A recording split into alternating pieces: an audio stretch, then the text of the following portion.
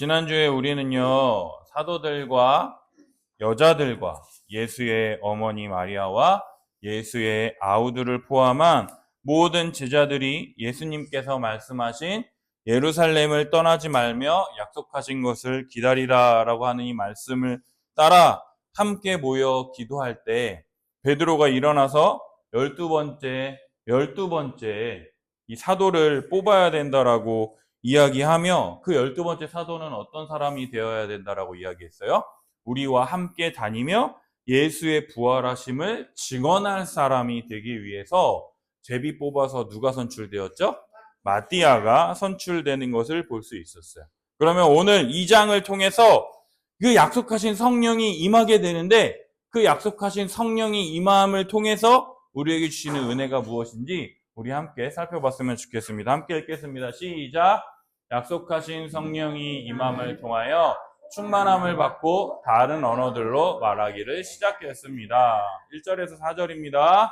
오순절 날이 이름에 그들이 다 같이 한 곳에 모였더니 호련히 하늘로부터 급하고 강한 바람 같은 소리가 있어 그들이 앉은 온 집에 가득하며 마치 불의 혀처럼 갈라지는 것들이 그들에게 보여 각 사람 위에 하나씩 임하여 있더니 그들이 다 성령의 충만함을 받고 성령이 말하게 하심을 따라 다른 언어들로 말하기를 시작하니라. 아멘.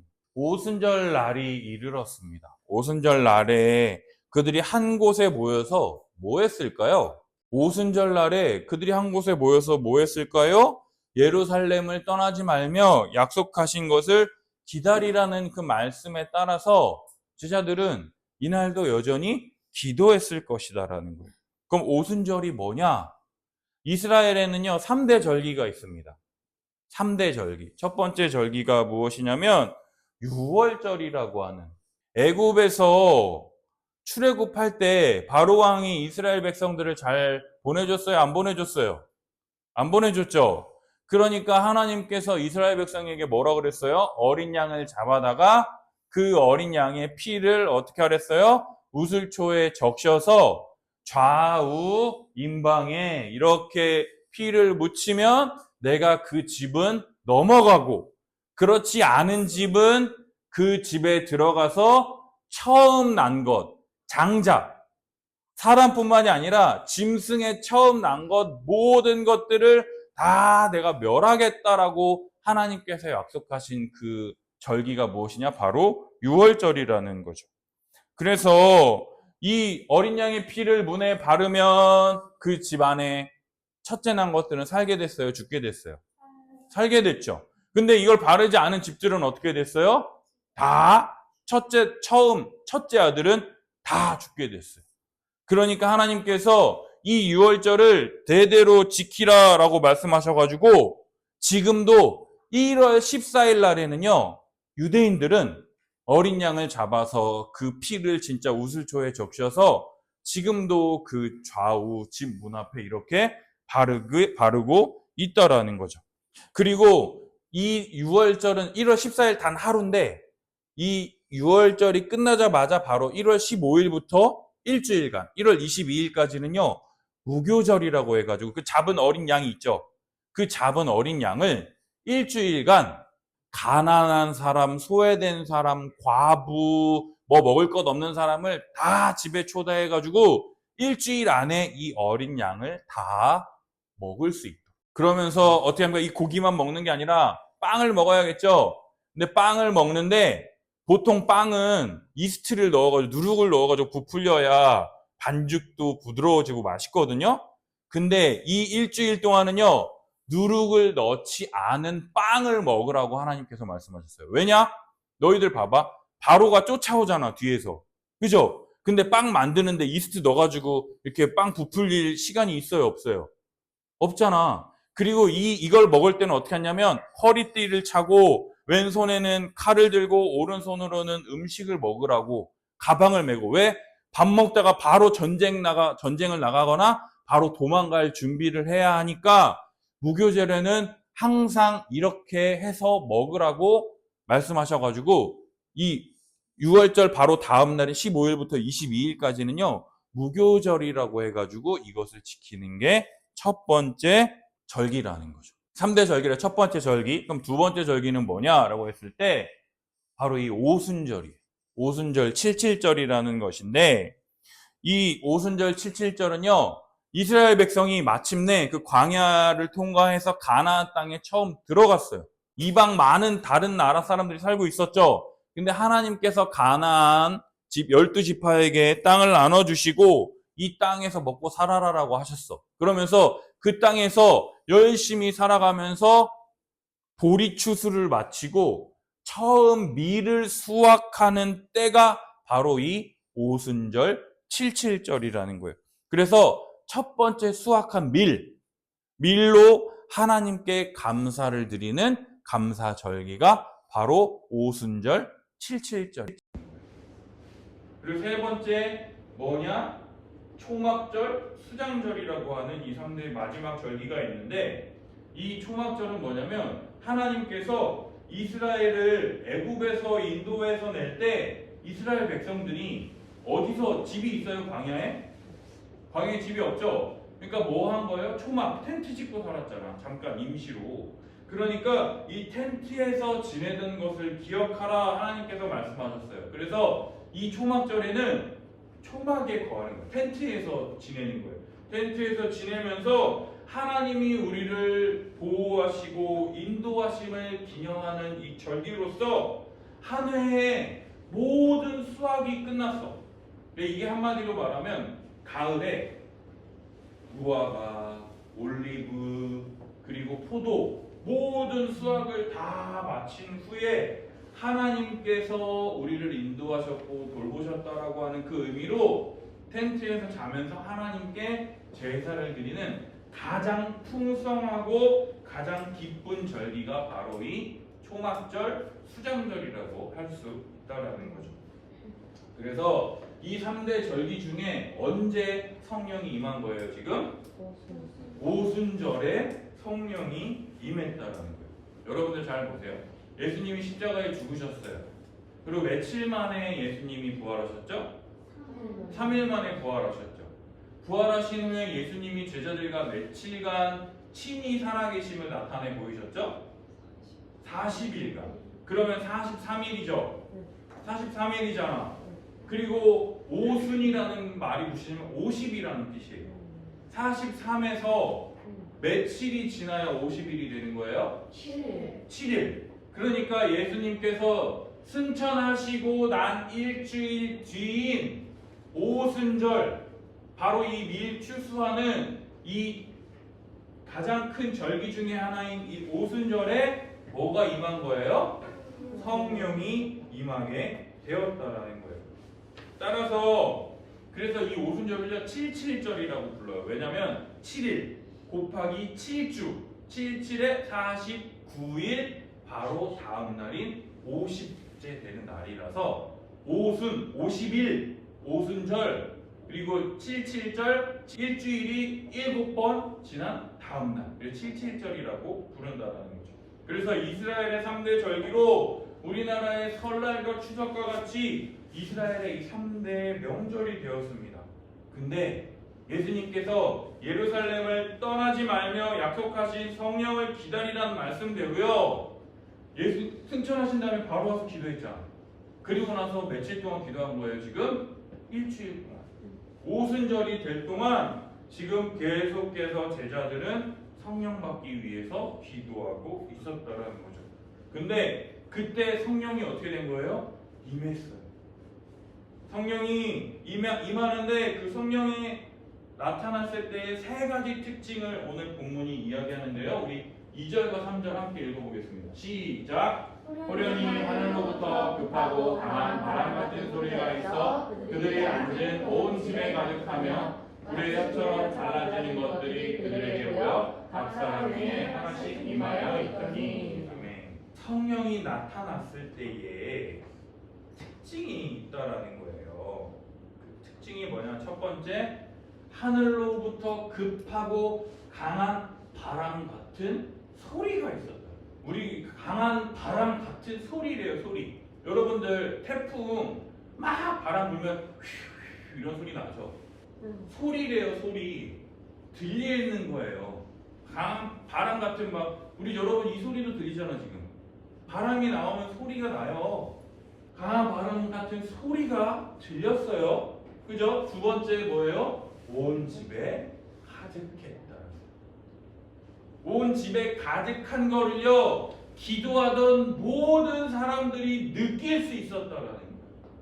아, 이건 뭔가 다르다. 그런 것처럼 기도했더니 성령이 임했을 때 강한 바람 같은 소리가 들렸으면 뭐예요? 기도하던 모든 사람들이 온 집에 가득한 이 성령을 느꼈다라는 거예요. 세 번째 뭡니까? 불의 혀처럼 갈라지는 것들이 그들에게 뭐였어요? 보여서 뭐 한 거예요? 각 사람 위에 하나씩 임하여 있다라는 거예요. 내 머리 위에도 하나씩 있죠?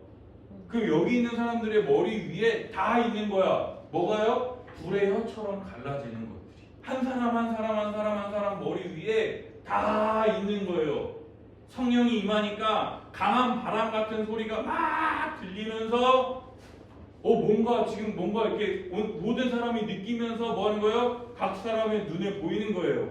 지민이 머리 위에, 혜령이 머리 위에, 혜솔이 머리 위에, 내 머리 위에 불의 혀처럼 막 갈라진대. 막 불인데 혀래, 혀. 불의 혀. 뭔지 모르겠어. 아무튼 막 그것들이 눈에 보여서 각 사람 위에 하나씩 있다라는 거예요. 종합해 보면 성령이 임했을 때 모든 사람이 듣고 느낄 수 있고 볼 수 있도록 성령님이 시청각, 우리의 오감을 사용하셔서 성령이 임했다라는 것을 부정할 수 없는 확실한 성령의 임재가 나타났다라는 거예요. 마가의 다락방에 모여서 기도했던 그 12명의 제자뿐만 아니라 여자들과 예수의 어머니 마리아와 또 다른 사람들, 예수의 아우들과, 그래서 많은 신학자들이 이 마가의 다락방에 500여 명의 사람들이 함께 모여서 기도했다라고 이야기합니다. 500여 명의 사람들이 기도했을 때 그 마가의 다락방에 이 성령이 지금 다 임한 거예요. 그리고 급하고 강한 바람 같은 소리가 온 집에 가득했다라고 하는 것은요, 이제 하나님의 백성에게 성령님이 충만하게 임하시는 새로운 시대가 열렸다라는 것을 의미한다라는 거예요. 성령이 충만하게 임하는 새로운 시대가 열렸다라는 거예요. 구약에서는요, 성령은 특별한 사람만 받을 수 있었다라는 거예요. 그러나 이 신약의 이 시대는요, 예수 그리스도를 믿는 사람들에게 성령이 충만하게 임하는 새로운 시대가 열렸다라는 것을 나타냅니다. 히브리어로 바람, 이 바람은요 루아흐라 그래요.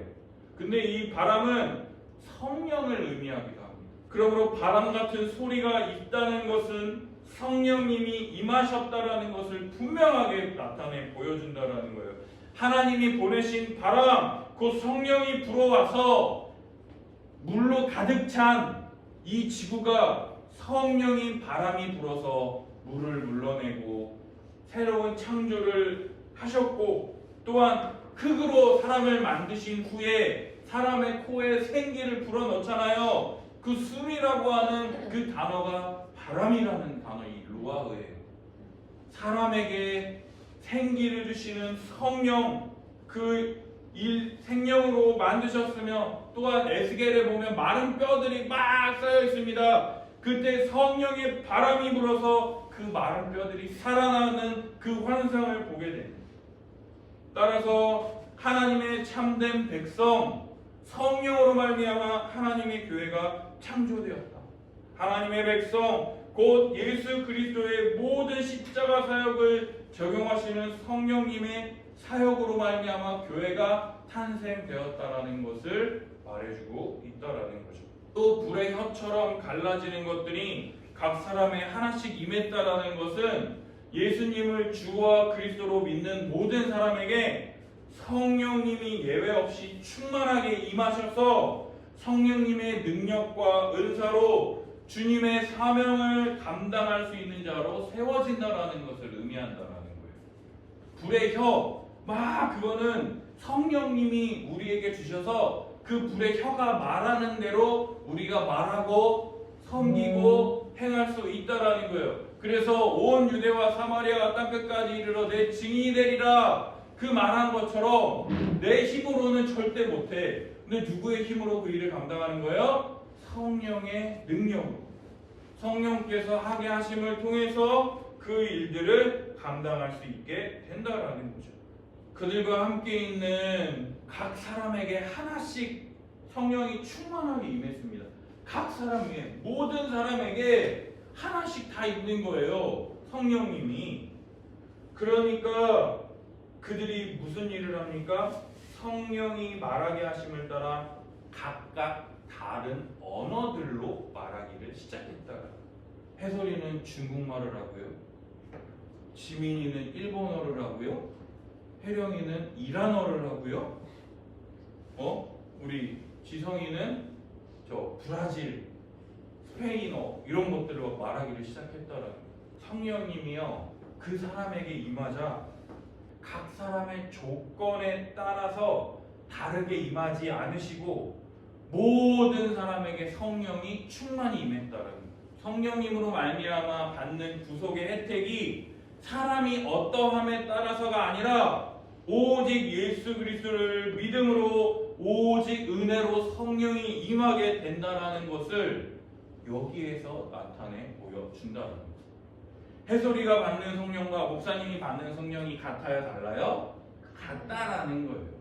그래서 우리가 성경에서 한 성령을 받았으니라고 말하는 이유가 그거예요. 우리가 받는 성령은요 다른 성령이 아니에요. 예수 그리스도를 믿으면 받는 성령이라는 거죠. 오직 예수 그리스도의 은혜로 우리에게 주어진다라는 거예요.